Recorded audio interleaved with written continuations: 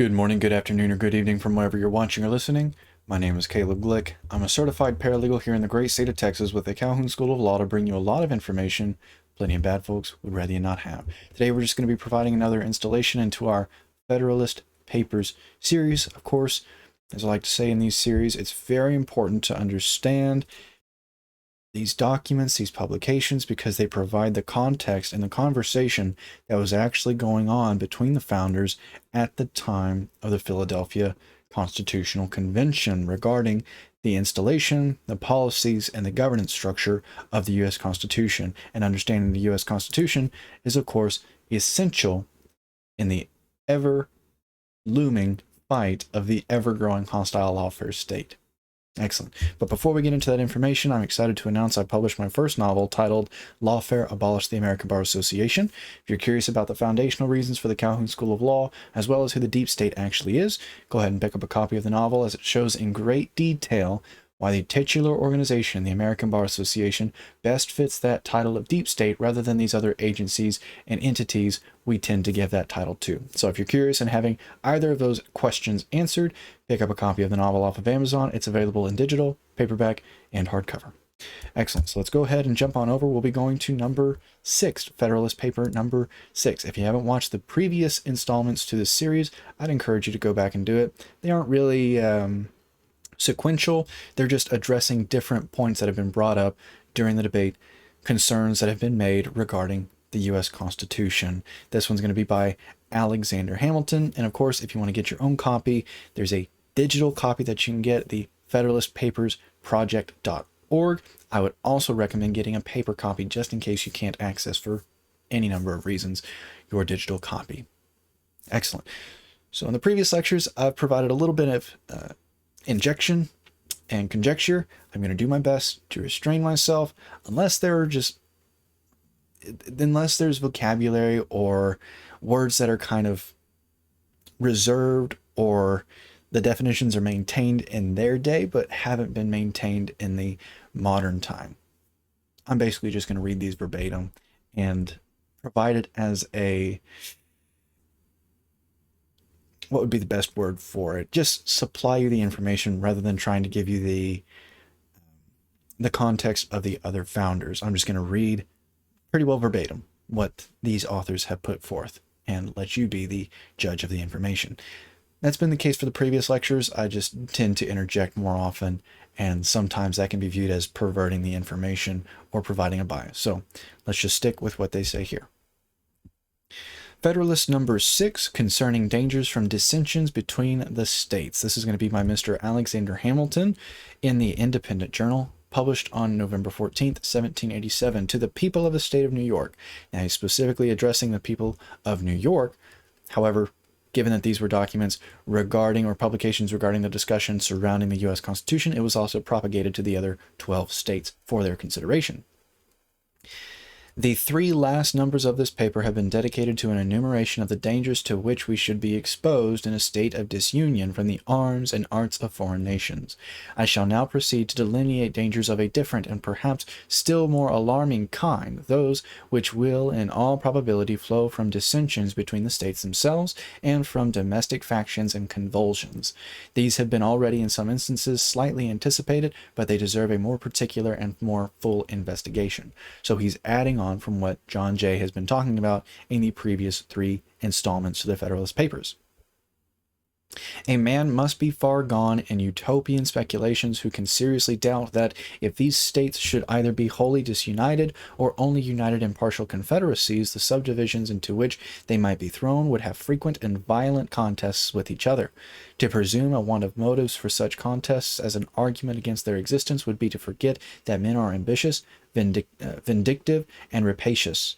To look for a continuation of harmony between a number of independent, unconnected sovereignties in the same neighborhood would be to disregard the uniform course of human events and to set at defiance the accumulated experience of ages. That's interesting, because that's the very reason the founders fought, was for sovereignty. The causes of hostility among nations are innumerable. There are some which have a general and almost constant operation upon the collective bodies of society. of this description are the love of power or the desire of preeminence and dominion, the jealousy of power or the desire of equality and safety.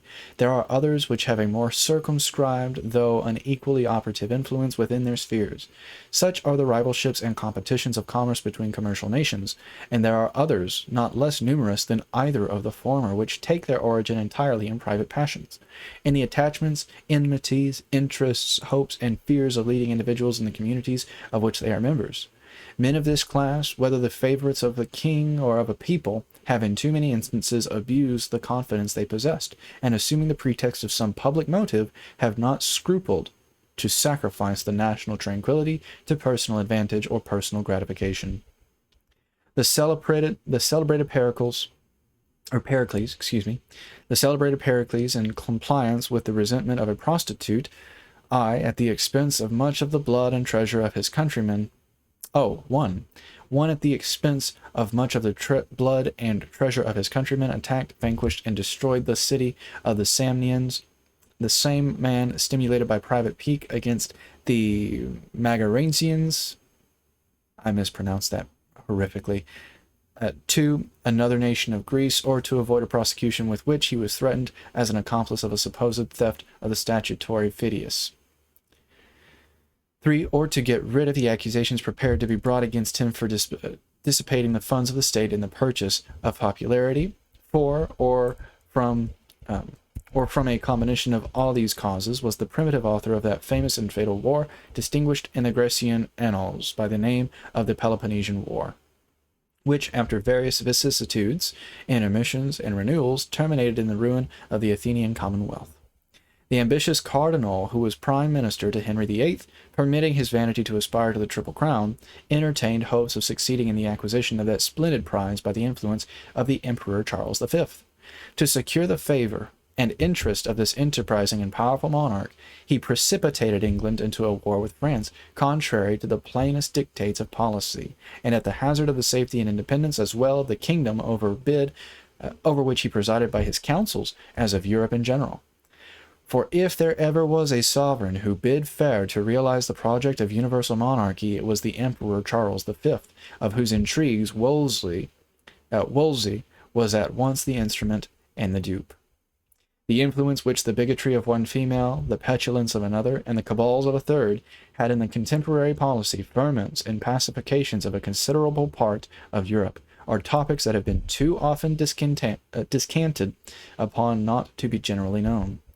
To multiply examples of the agency of personal considerations in the production of great national events, either foreign or domestic according to their direction, would be an unnecessary waste of time.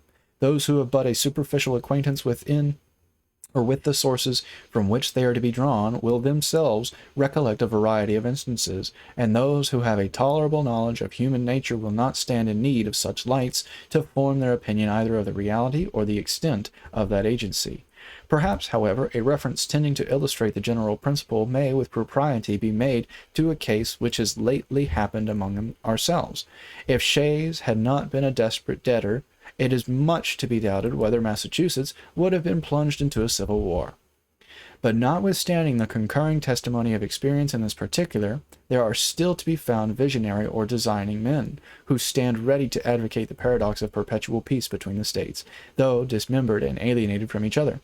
The genius of republics, say they, is pacific.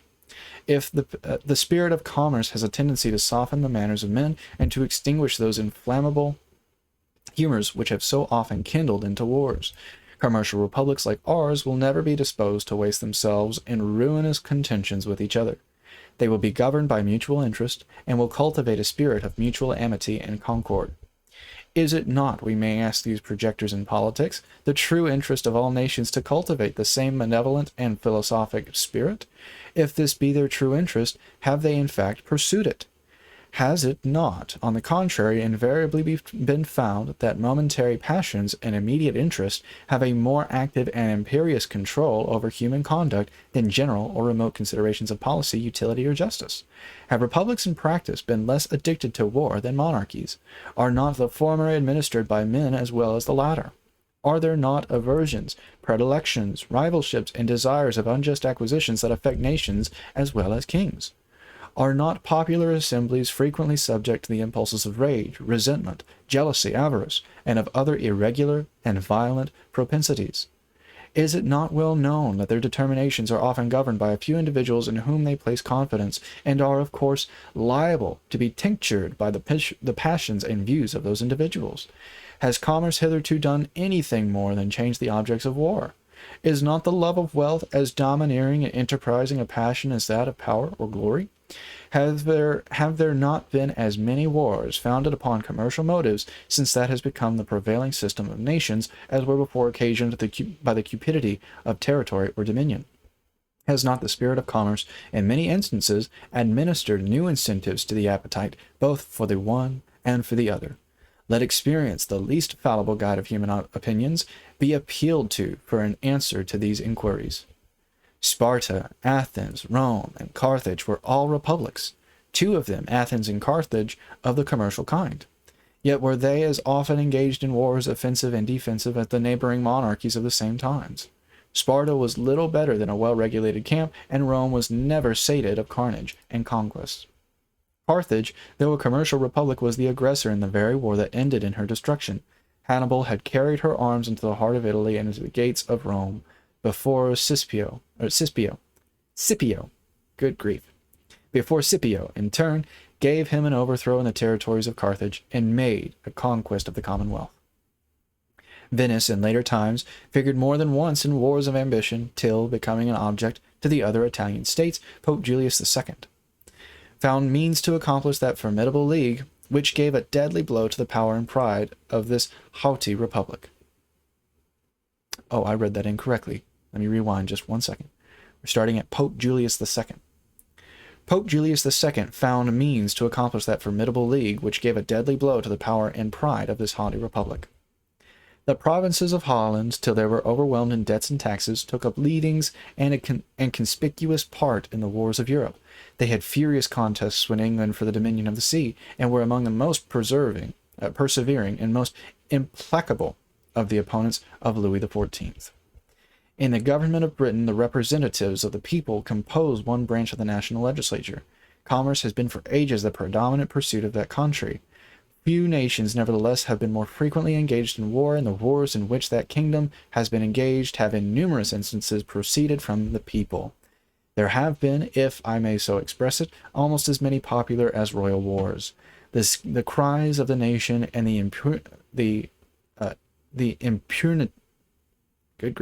importunities. Don't know why I struggled on that one so much. And the importunities of their representatives have, upon various occasions, dragged their monarchs into war, or continued them in it, contrary to their inclinations and sometimes contrary to the real interests of the state. In that memorable struggle for superiority between the rival houses of Austria and Bourbon, which so long kept Europe in a flame, it is well known that the antipathies of the English against the French, seconding the ambition, or rather the avarice, of a favorite leader, protracted the war beyond the limits marked out by sound policy, and for a considerable time in opposition to the views of the court. The wars of these two last-mentioned nations have in a great measure grown out of commercial considerations, the desire of supplanting and the fear of being supplanted, either in particular branches of traffic or in the general advantages of trade and navigation, and sometimes even the more culpable desire of sharing in the commerce of other nations without their consent. The last war, but between Britain and Spain, sprang from the attempts of the British merchants to prosecute an illicit trade with the Spanish Main. These unjustifiable practices are on their part produced severity on the part of the Spaniards towards the subjects of Great Britain, which were not more justifiable because they exceeded the bounds of a just retaliation and were chargeable with inhumanity and cruelty. Many of the English who were taken on the Spanish coast were sent to dig in the mines of Potosi, and by the usual progress of a spirit of resentment, the innocent were, after a while, confounded with the guilty in indiscriminate punishment. The complaints of the merchants kindled a violent flame throughout the nation, which soon after broke out in the House of Commons, and was communicated from that body to the ministry. Letters of reprisal were granted, and a war ensued, which in its consequences overthrew all the alliances that but 20 years before had been formed with sanguine expectations of the most beneficial fruits. From this summary of what has taken place in other countries whose situations have borne the nearest resemblance to our own, what reason can we have to confide in those reveries which would seduce us into an expectation of peace and cordiality between the members of the present Confederacy and a state of separation? Have we not already seen enough of the fallacy and extravagance of those idle theories which have amused us with promises of an exemption from the imperfections, weaknesses, and evils incident to society in every shape? Is it not time to awake from the deceitful dream of a golden age and to adopt as a practical maxim for the direction of our political conduct that we, as well as the other inhabitants of the globe, are yet remote from the happy empire of perfect wisdom and perfect virtue? Let the point of extreme depression to which our national dignity and credit have sunk, let the inconveniences felt everywhere from a lax and ill administration of government, let the revolt of a part of the state of North Carolina, the late menacing disturbances in Pennsylvania, and the actual insurrections and rebellions in Massachusetts declare. So far is the general sense of mankind from corresponding with the tenets of those who endeavor to lull asleep our apprehensions of discord and hostility between the states, and the event of disunion, that it has, from long observation of the progress of society, become a sort of axiom in politics, that vicinity or nearness of situation constitutes nations' natural enemies. An intelligent writer expresses himself on this subject to this effect. Neighboring nations, says he, are naturally enemies of each other unless their common weakness forces them to league in a confederate republic, and their constitution prevents the differences that neighborhood occasions, extinguishing that secret jealousy which disposes all states to aggrandize themselves at the expense of their neighbors. This passage at the same time points out the evil and suggests the remedy. And that, ladies and gentlemen, is the end of number 6, Federalist Paper number 6. So if you like this format better, where I just go through and read the paper, not interject, if I do very minimally, do let me know in the comments.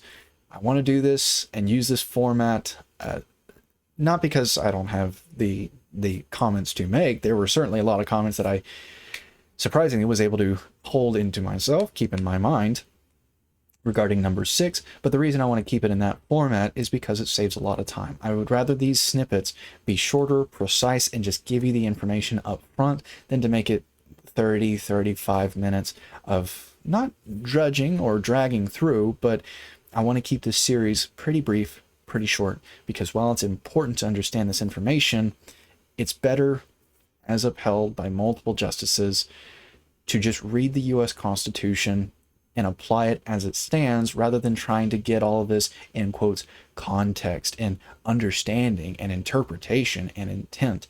It's better to just stick with what the doctrine actually says, what the document actually says, than to get and try to impute all of this under other context. The context, having context, is great.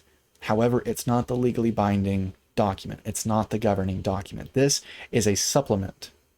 It's not the product, the service, the structure itself. So I want to keep these lectures brief, but of course plentiful, with the information provided verbatim directly to you. If you would prefer that I give you further commentary, further comments to extensively supplement this information, please post about it in the comments, because as I like to say in each lecture, the purpose of these lectures in the Calhoun School of Law is for your benefit, and I would rather serve that purpose exceptionally than insufficiently. So if you have any questions about that information in Federalist Paper number 6, if you have a topic you'd like me to cover in a future lecture, or if you'd like me to go back to the previous format that I did for the Federalist Papers 1 through 5, any of those, please post about them in the comments, because once again, the entire purpose of these lectures is for your benefit. I'd rather serve that purpose exceptionally than insufficiently. Excellent. So my name is Caleb Glick. I'm a certified paralegal here in the great state of Texas with the Calhoun School of Law, bringing you a lot of information plenty of bad folks would rather you not have, because, ladies and gentlemen, it's not a matter of if, but when that ever-growing hostile lawfare state comes to harass you, your family, or your property, that I want you to be well-learned, well-equipped, and well-capable of defending against any barrages levied against you. And one of those necessary skills is understanding the U.S. Constitution, and one of the beneficial supplementary information collections is the Federalist Papers to better understand the U.S. Constitution. So I hope you enjoyed this lecture. I hope it was informative. I'll do my best, regardless of the next lecture's topic, to make that topic as informative and entertaining as this one, if not more so. I hope you all have a wonderful day. And until that next lecture, I bid you all that happy-filled, wonderful farewell.